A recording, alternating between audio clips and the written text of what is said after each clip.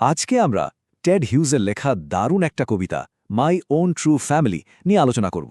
চলুন না একদম গভীরে ডুব দিই, কবিতার প্রত্যেকটা লাইনের ভেতরের মানেটা খুঁজে বের করার চেষ্টা করি।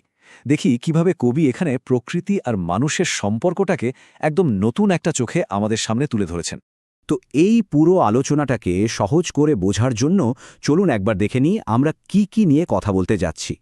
প্রথমে আমরা কবির সাথে একটু পরিচিত হব, তারপর কবিতার আসল মেসেজটা কি সেটা জানব, আর তারপর তো কবিতার প্রত্যেকটা স্তবকে গিয়ে তার ভেতরের গভীর মানেগুলো বোঝার চেষ্টা করবই। আচ্ছা, একটা কথা বলুন তো, যে কোনো কবিতা ঠিকঠাক বুঝতে গেলে তার কবিকে জানাটা কি খুব জরুরি? না, আমার তো মনে হয় খুব জরুরি। চলুন তাহলে আর দেরি না করে এই দারুণ কবিতাটার যিনি স্রষ্টা টেড হিউজ, তার সম্পর্কেই আগে কিছু কথা জেনে নেওয়া যাক। ওর পুরো নাম ছিল এডওয়ার্ড জেমস হিউজ, তবে আমরা সবাই কিন্তু তাকে টেড হিউজ নামেই চিনি, তাই না? উনি ছিলেন একজন খুবই বিখ্যাত ইংরেজ কবি। জন্মেছিলেন ১৯৩০ সালে আর মারা যান ১৯৯৮-এ। আর শুনুন, উনি শুধু একজন কবিই ছিলেন না, গ্রেট ব্রিটেনে ওর একটা বিশাল সম্মানীয় উপাধি ছিল। তো ভাবছেন তো কি সেই বিশেষ উপাধি? ওটা ছিল পোয়েট লরিয়েট। ভাবা যায় এটা যে কি বিশাল একটা সম্মানের পদ। একজন পোয়েট লরিয়েট হলেন সোজা কথায় বলতে গেলে দেশের সরকারি কবি। রাজা বা সরকার তাকে জাতীয় গুরুত্বপূর্ণ কোনো অনুষ্ঠানের জন্য, ধরুন কোনো রাজাভিষেক হলো বা দেশ কোনো বড় যুদ্ধে জিতল, তখন কবিতা লেখার দায়িত্ব দেন। আর টেড হিউজ ১৯৮৪ সাল থেকে একেবারে তার মৃত্যু পর্যন্ত এই পদে ছিলেন। এটা থেকেই তো বোঝা যায় তার প্রতিভাটা ঠিক কোন পর্যায়ের ছিল। মাই ওন ট্রু ফ্যামিলি তো একটা দারুণ কবিতা, কিন্তু এটা ছাড়াও ওর আরও অনেক বিখ্যাত কাজ আছে যেগুলো পড়লে আজও সবাই মুগ্ধ হয়ে যায়। যেমন ধরুন বার্থলে লেটার্স বা the hawk in the rain আর টেলস ফ্রম অভেড। এই অসাধারণ লেখাগুলোর জন্যই তো তিনি ইংরেজি সাহিত্যে আজও অমর হয়ে আছেন। বেশ, কবির পরিচয় তো আমাদের মোটামুটি জানা হলো। এবার তাহলে চলুন আর দেরি না করে একদম কবিতার ভিতরে ঢুকে পড়ি। আচ্ছা, এই কবিতাটা আসলে আমাদের কি বলতে চাইছে? এর প্রত্যেকটা লাইনের আড়ালে কি এমন গভীর মেসেজ লুকিয়ে আছে? চলুন সেটাই এবার খুঁজে বের করি। এই কবিতার একদম সেন্টারে মূলে রয়েছে একটা বাচ্চার একটা ম্যাজিক্যাল এক্সপিরিয়েন্স। ভাবুন তো একবার কবিতাটা কি বলছে। বলছে যে আমরা মানুষ আর এই যে গাছপালা, এরা আসলে একই ফ্যামিলির মেম্বার, আর সেই জন্যই আমাদের একসাথে মিলেমিশে থাকা উচিত। আর সবথেকে ইম্পর্টেন্ট যে কথাটা কবি বলতে চেয়েছেন সেটা হলো আমাদের প্রকৃতিকে বাঁচাতে হবে। কারণটা খুব সিম্পল, প্রকৃতি ভালো থাকলেই তো আমরা মানুষরা ভালো থাকব। চলুন এবার আর অপেক্ষা নয়, একেবারে কবিতার লাইন ধরে ধরে আমরা এর মানেটা বোঝার চেষ্টা করি। কবিতার একদম শুরুতেই কবি আমাদের একটা ওক গাছের জঙ্গলে নিয়ে যাচ্ছেন, যেখানে একটা বেশ রহস্যময় ব্যাপার ঘটে।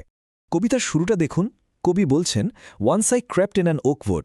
একটা জিনিস খেয়াল করেছেন, কবি কিন্তু ওয়েন্ট বলেননি, বলেছেন ক্রেপ্ট। এর মানে কি? মানে হলো খুব সাবধানে চুপি চুপি ঢুকা। এই একটা শব্দই যেন পুরো জায়গাটায় একটা রহস্যের গন্ধ ছড়িয়ে দিচ্ছে। তো ওই বাচ্চাটা সেখানে একটা পুরুষ হরিণ স্ট্যাগ খুঁজছিল, আর ঠিক তখনই তার সাথে দেখা হলো এক অদ্ভুত দেখতে বৃদ্ধার। হাতে একটা এবড়ো খেবড়ো লাঠি, পরনে ছেঁড়া জামাকাপড়। একদম রূপকথার গল্পের কোনো চরিত্রের মতো লাগছে, তাই না? এরপরেই বৃদ্ধাটা বাচ্চাটাকে এমন একটা অদ্ভুত কথা বলে যা শুনলে আপনিও অবাক হয়ে যাবেন। সে বলছে, আমার এই ছোট্ট ব্যাগের ভেতরে তোমার সিক্রেট রাখা আছে। একবার ভাবুন তো, কি এমন সিক্রেট? এই অচেনা বুড়িটা বাচ্চাটার কোন গোপন কথা জানে? এই প্রশ্নগুলোই কিন্তু কবিতার রহস্যটাকে আরও বাড়িয়ে দিচ্ছে। এরপর যা হলো তা আরও ভয়ঙ্কর। বৃদ্ধাটা ক্যাকেল করতে শুরু করল। ক্যাকেল জানেন তো, ওই যে ডাইনিরা যেমন বিশ্রীভাবে কর্কশ গলায় হাসে, ঠিক সেই রকম হাসি। আর ওই ভয়ঙ্কর হাসি শুনে বাচ্চাটা ভয়ে কুয়েক করতে শুরু করল, থরথর করে কাঁপতে লাগল। এখানে দেখুন কারণ আর তার এফেক্টটা কত পরিষ্কার। বৃদ্ধার হাসিটা হলো কারণ, আর তার ফল হলো বাচ্চাটার ভয় পেয়ে কাঁপতে থাকা। আর ঠিক এইখানেই গল্পের সবচেয়ে বড় টুইস্ট। বৃদ্ধাটা যেই তার ছোট্ট ব্যাগটা খুলল, বাচ্চাটা যেন দুবার জেগে উঠল। কেম টুয়াইস অ্যাওয়েক। এই লাইনটা কিন্তু ভীষণ ইম্পর্ট্যান্ট। এর মানেটা কি? এর মানে হল ও শুধু ঘুম থেকে চোখ মেলে জাগেনি, ওর ভেতরে চেতনাটাও যেন জেগে উঠেছে। ও যেন বাস্তব দুনিয়া থেকে এক গভীর ম্যাজিক্যাল স্বপ্নের দুনিয়া চলে গেছে। তাহলে চলুন এবার আমরাও ওই স্বপ্নের দুনিয়াটায় ঢুকে পড়ি।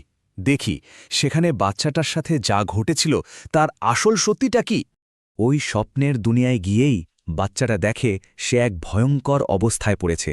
সে দেখছে তাকে ঘিরে দাঁড়িয়ে আছে একটা স্টেরিং ট্রাইব, একদল লোক যারা তার দিকে এক দৃষ্টে তাকিয়ে আছে, যেন কোনো অভিযোগ করছে।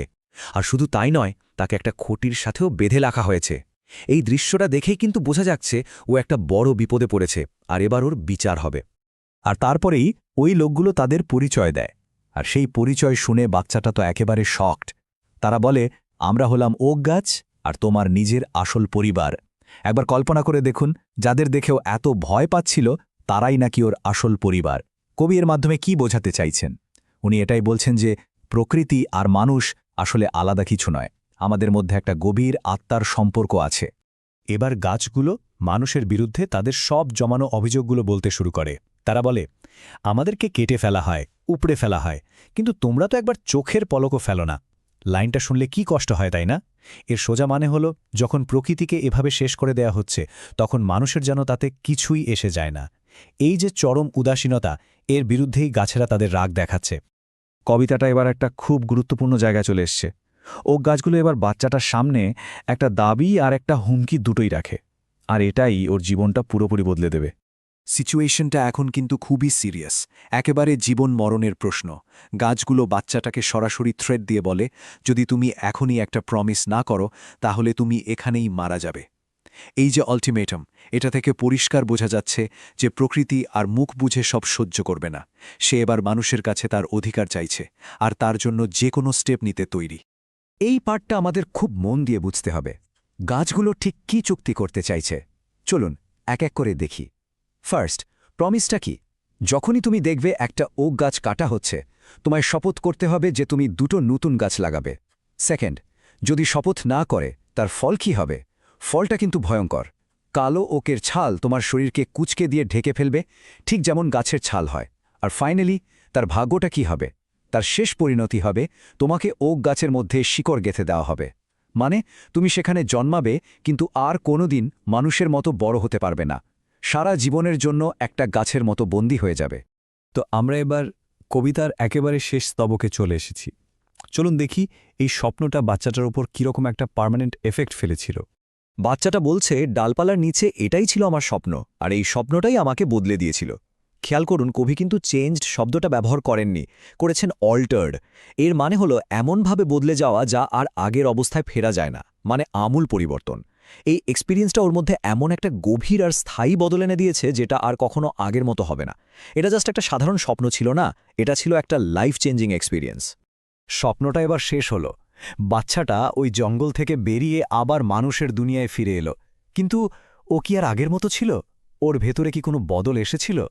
চলুন কবিতার একদম শেষ লাইনে এর উত্তরটা খুঁজে দেখি। আর এইখানেই আমরা কবিতার সবথেকে পাওয়ারফুল, সবথেকে টাচিং লাইনটা পাই। বাচ্চাটা বলছে, বাইরে থেকে দেখতেও একদম আগের মতোই ছিল, ওর হাঁটাচলাও ছিল একটা সাধারণ বাচ্চার মতোই, কিন্তু ওর ভেতর থেকে ও পুরোপুরি বদলে গেছিল। ওর হাড়টা, ওর হৃদয়টা আর মানুষের ছিল না। আমার হৃদয় ছিল একটি গাছ। এর মানে কি? এর মানে হলো ও এবার প্রকৃতির সাথে একদম এক হয়ে গেছে। গাছের কষ্টকে ও এখন নিজের কষ্ট বলে ফিল করতে পারে। তো আজকের এই আলোচনাটা আমরা একটা প্রশ্ন দিয়ে শেষ করতে চাই। আর এই প্রশ্নটা শুধু এই কবিতার জন্য নয়, আমাদের নিজেদের জীবনের জন্য খুব জরুরি। একটা গাছের হৃদয় থাকার আসল মানেটা কি? কবি এর মাধ্যমে আমাদের ঠিক কি বোঝাতে চেয়েছেন?